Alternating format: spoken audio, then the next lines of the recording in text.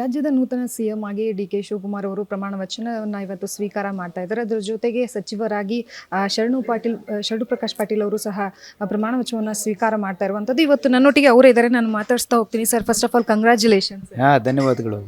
ನೀವು ಇವತ್ತು ಪ್ರಮಾಣ ವಚನವನ್ನು ಸ್ವೀಕಾರ ಮಾಡ್ತಾ ಇದ್ದಾರೆ. ಅದರ ಜೊತೆಗೆ ಸಿಎಂ ಆಗಿ ಡಿ.ಕೆ.ಶಿ ಅವರು ಸಹ ಇವತ್ತು ಪ್ರಮಾಣ ವಚನವನ್ನು ಸ್ವೀಕಾರ ಮಾಡ್ತಾ ಇದ್ದಾರೆ. ತಾವು ಏನು ಹೇಳ್ತೀರಾ?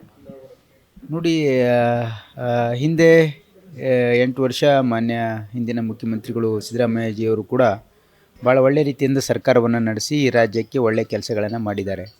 ಈಗ ಡಿ.ಕೆ. ಶಿವಕುಮಾರ್ ಅವರಿಗೆ ಪಕ್ಷ ಮತ್ತು ಸಿದ್ದರಾಮಯ್ಯನವರು ಅವಕಾಶ ಮಾಡಿಕೊಟ್ಟಿದ್ದಾರೆ.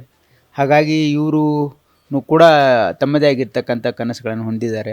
ಕರ್ನಾಟಕ ರಾಜ್ಯವನ್ನು ಅಭಿವೃದ್ಧಿಯ ಪಥದಲ್ಲಿ ಒಯ್ಯಬೇಕು ಅಂತಕ್ಕಂಥ ಅವ್ರದ್ದೇನು ಸಂಕಲ್ಪ ಇದೆ. ಅದರ ಜೊತೆ ನಾವೆಲ್ಲ ಸಚಿವರು ಕೈ ಜೋಡಿಸಿ ಇವತ್ತು ಕರ್ನಾಟಕ ರಾಜ್ಯದ ಜನರ ಸೇವೆ ನಿಸ್ವಾರ್ಥ ಭಾವದಿಂದ ಮಾಡ್ತಕ್ಕಂಥ ಪ್ರಾಮಾಣಿಕ ಪ್ರಯತ್ನ ಅಂತೂ ಮಾಡ್ತೀವಿ. ಸರ್, ಈಗ ಯಾರೆಲ್ಲ ಕರೆ ಮಾಡಿದ್ರು, ಯಾರೆಲ್ಲ ಶುಭಾಶಯವನ್ನು ಕೋರಿದ್ದಾರೆ? ಭಾಳಷ್ಟು ಜನ ಕರೆ ಮಾಡಿದರು, ಶುಭಾಶಯಗಳನ್ನು ಕೋರಿದ್ದಾರೆ. ಹಾಗಾಗಿ ಪಕ್ಷ ನಮ್ಮ ನಾಯಕರಾಗಿರ್ತಕ್ಕಂಥ ಮಲ್ಲಿಕಾರ್ಜುನ್ ಖರ್ಗೆ ಸಾಹೇಬರು, ರಾಹುಲ್ ಗಾಂಧಿಯವರು, ಮತ್ತು ಡಿ.ಕೆ. ಶಿವಕುಮಾರ್ ಅವರು, ಸಿದ್ದರಾಮಯ್ಯನವರು, ಮತ್ತು ವೇಣುಗೋಪಾಲ್ ಅವರು, ಮತ್ತು ಸುರ್ಜೇವಾಲಾಜಿಯವರು ಇವತ್ತು ಒಂದು ಅವಕಾಶವನ್ನು ಕೊಟ್ಟಿದ್ದಾರೆ. ಈ ರಾಜ್ಯದಲ್ಲಿ ಪಕ್ಷ ಯಾವತ್ತೂ ನನ್ನ ಮೇಲೆ ಪ್ರೀತಿ ತೋರಿಸಿದೆ, ವಿಶ್ವಾಸ ಇಟ್ಟಿದ್ದಾರೆ. 8 ವರ್ಷ ಇಲ್ಲಿವರೆಗೆ ನನಗೆ ಸಚಿವನಾಗಿ ಕೆಲಸ ಮಾಡ್ತಕ್ಕಂಥ ಅವಕಾಶ ಕೊಟ್ಟು ಮತ್ತೆ ಇನ್ನೊಂದು 2 ವರ್ಷ ಕೆಲಸ ಮಾಡೋಕ್ಕೆ ಅವಕಾಶ ಕೊಟ್ಟಿದ್ದಾರೆ. ಹಾಗಾಗಿ ಇವತ್ತು ಈ ರಾಜ್ಯದ ಜನರ ಸೇವೆ ನಾನು ನಿಸ್ವಾರ್ಥ ಭಾವದಿಂದ ಮಾಡ್ತಕ್ಕಂಥ ಪ್ರಾಮಾಣಿಕ ಪ್ರಯತ್ನ ಮಾಡ್ತೀನಿ. ಈ ಹಿಂದೆ ಸರ್, ಈಗ ವೈದ್ಯಕೀಯ ಶಿಕ್ಷಣ ಸಚಿವರಾಗಿ ಕಾರ್ಯವನ್ನು ನಿರ್ವಹಿಸಿದ್ರಿ. ಈಗ ಯಾವ ಖಾತೆ ಕೊಡ್ತಾರೆ ಅನ್ನುವಂಥದ್ದಿದೆ? ಯಾವುದರಲ್ಲಿ ನಿಮಗೆ ನಿರೀಕ್ಷೆ ಇರುವಂಥದ್ದು? ನಾನು ಯಾವುದೇ ನಿರೀಕ್ಷೆ ಇಟ್ಟಿಲ್ಲ. ಇವತ್ತು ಮಾನ್ಯ ಮುಖ್ಯಮಂತ್ರಿಗಳು ಮತ್ತು ಪಕ್ಷದ ವರಿಷ್ಠರು ಯಾವ ಜವಾಬ್ದಾರಿ ಕೊಡ್ತಾರೆ ಅದನ್ನು ಮಾಡ್ತಕ್ಕಂಥದ್ದು ನನ್ನ ಸ್ವಭಾವ ಇದೆ. ಹಾಗಾಗಿ ಇವತ್ತು ನಮ್ಮ ಮುಖ್ಯಮಂತ್ರಿಗಳು ಮತ್ತು ನಮ್ಮ ಹಿರಿಯ ಎಲ್ಲ ನಾಯಕರು ದೆಹಲಿಯಲ್ಲಿ ಏನು ತೀರ್ಮಾನ ಮಾಡ್ತಾರೆ ಅದಕ್ಕೂ ನಾನು ಬದ್ಧನಾಗಿದ್ದೀನಿ. ಸರ್, ಲಿಸ್ಟಲ್ಲಿ ಕೊನೆಯದಾಗಿ ನಿಮ್ಮ ಹೆಸರು ಕೇಳಿ ಬಂದಿದೆ ಅನ್ನುವಂತಹ ಮಾತುಗಳು ಕೇಳಿ ಬರ್ತಾ ಇದ್ದಾವೆ. ಅದರ ಪರವಾಗಿ ತಾವೇನು ಹೇಳ್ತೀರಾ?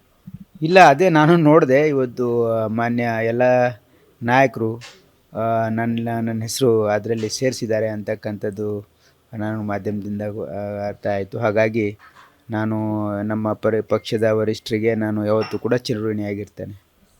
ಸರ್, ಇವತ್ತು ಡಿ.ಕೆ.ಶಿ ಅವರಿಗೆ ಏನು ಹೇಳ್ತೀರಾ? ಜೊತೆಗೆ ನಿಮ್ಮದು ಇವತ್ತು ಒಂದು ರೀತಿ ಹೊಸದಾದಂಥ ಅಧ್ಯಯನ ಆರಂಭ ಆಗ್ತಾ ಇರುವಂಥದ್ದು, ಅದ್ರ ಬಗ್ಗೆ ಕೊನೆಯದಾಗಿ ಹೇಳೋದಾದರೆ? ನೋಡಿ, ಡಿ.ಕೆ. ಶಿವಕುಮಾರ್ ಅವರು ನಮ್ಮ ಪಕ್ಷದಲ್ಲಿ ಸುಮಾರು ವರ್ಷಗಳಿಂದ ಒಬ್ಬ ಸಾಮಾನ್ಯ ಪಕ್ಷದ ಕಾರ್ಯಕರ್ತನಾಗಿ ಯೂತ್ ಕಾಂಗ್ರೆಸ್ ಹಿಡ್ಕೊಂಡು NSಯಿಂದ ಕೆಲಸ ಮಾಡಿಕೊಂಡು ಇವತ್ತು ಅನೇಕ ಹಂತಗಳಲ್ಲಿ ಕೆಲಸ ಮಾಡಿ ಪಕ್ಷದ ಅಧ್ಯಕ್ಷರಾಗಿ, ಕಾರ್ಯಾಧ್ಯಕ್ಷರಾಗಿ, ವಿವಿಧ ಖಾತೆಗಳ ಸಚಿವರಾಗಿ, MLA ಆಗಿ ಎಲ್ಲ ರೀತಿಯಿಂದ ಪಕ್ಷದ ನಿಷ್ಠಾವಂತ ಕಾರ್ಯಕರ್ತನಾಗಿ ಒಬ್ಬ ಕಾಂಗ್ರೆಸ್ ಪಕ್ಷದಲ್ಲಿ ಒಬ್ಬ ನಿಷ್ಠಾವಂತ ಕಾರ್ಯಕರ್ತನಿಗೆ ಇವತ್ತು ಮುಖ್ಯಮಂತ್ರಿ ಆಗ್ತಕ್ಕಂಥ ಅವಕಾಶ ಸಿಕ್ಕಿದೆ.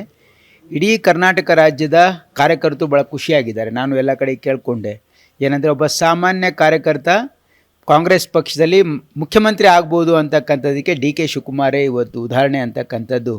ಇವತ್ತು ಯಾವ ರೀತಿ ಮಲ್ಲಿಕಾರ್ಜುನ್ ಖರ್ಗೆ ಸಾಹೇಬರು ಒಬ್ಬ ಸಾಮಾನ್ಯ ವರ್ಗದಿಂದ ಬಂದು, ಅಂದರೆ ಇಷ್ಟು ದೊಡ್ಡ ಪ್ರಮಾಣದಲ್ಲಿ ಇವತ್ತು ಕಾಂಗ್ರೆಸ್ ಪಕ್ಷದ ಅಧ್ಯಕ್ಷ ಆಗ್ತಕ್ಕಂಥ ಅವಕಾಶ ಇದೆ ಅಂದರೆ ಇದು ಕಾಂಗ್ರೆಸ್ ಪಕ್ಷದಲ್ಲಿ ಮಾತ್ರ ಸಾಧ್ಯ. ಸಾಮಾನ್ಯ ಜನರು ಯಾರು ಪಕ್ಷಕ್ಕಾಗಿ ನಿಸ್ವಾರ್ಥ ಭಾವದಿಂದ ದುಡಿತಾರೆ ಅವರಿಗೆ ಕಾಂಗ್ರೆಸ್ ಪಕ್ಷ ಗುರುತಿಸ್ತದೆ, ಅವಕಾಶ ಕೊಡ್ತದೆ ಅಂತಕ್ಕಂಥದ್ದಕ್ಕೆ ಇವತ್ತು ಡಿ.ಕೆ. ಶಿವಕುಮಾರ್ ಅವರೇ ಉದಾಹರಣೆ ಅಂತಕ್ಕಂಥದ್ದು ಭಾವನೆ. ಮತ್ತು ಕಾಂಗ್ರೆಸ್ ಪಕ್ಷ ನನಗೂ ಕೂಡ ಒಬ್ಬ ಸಾಮಾನ್ಯ ಕಾರ್ಯಕರ್ತನಾಗಿ, ಯೂತ್ ಕಾಂಗ್ರೆಸ್ಸಿನ ಅಧ್ಯಕ್ಷನಾಗಿ, ಜಿಲ್ಲಾ ಪಂಚಾಯತ್ ಸದಸ್ಯನಾಗಿ, 4 ಬಾರಿ ಶಾಸಕನಾಗಿ, 8 ವರ್ಷಗಳ ಕಾಲ ಸಚಿವನಾಗಿ ಕೆಲಸ ಮಾಡ್ತಕ್ಕಂಥ ಅವಕಾಶ ಪಕ್ಷ ವರಿಷ್ಠರು ಕೊಟ್ಟಿದ್ದಾರೆ. ನಾನು ಯಾವತ್ತೂ ಅವರಿಗೆ ಚಿರಋಣಿಯಾಗಿರ್ತೀನಿ. ಮತ್ತು ಯಾವತ್ತೂ ಕೂಡ ನಾನು ಈ ರಾಜ್ಯದ ಜನರ ಸೇವೆ ನಿಸ್ವಾರ್ಥ ಭಾವದಿಂದ ಮಾಡ್ತಕ್ಕಂಥ ಪ್ರಾಮಾಣಿಕ ಪ್ರಯತ್ನ ಮಾಡಿದ್ದೀನಿ, ಮುಂದೆನೂ ಕೂಡ ಮಾಡ್ತೀನಿ. Thank you sir. ಸೊ, ನೋಡಿದ್ರಲ್ಲ, ಇದಿಷ್ಟು ಶರಣು ಪ್ರಕಾಶ್ ಪಾಟೀಲ್ ಅವರ ಮಾತಾಗಿರುವಂಥದ್ದು. ಕ್ಯಾಮ್ರಾ ಪರ್ಸನ್ ಗುರುರಾಜ್ ಜೊತೆ ಲಕ್ಷ್ಮೀ ಬಾಗಲಕೋಟಿ, ಅಶ್ವಗ ನ್ಯೂಸ್.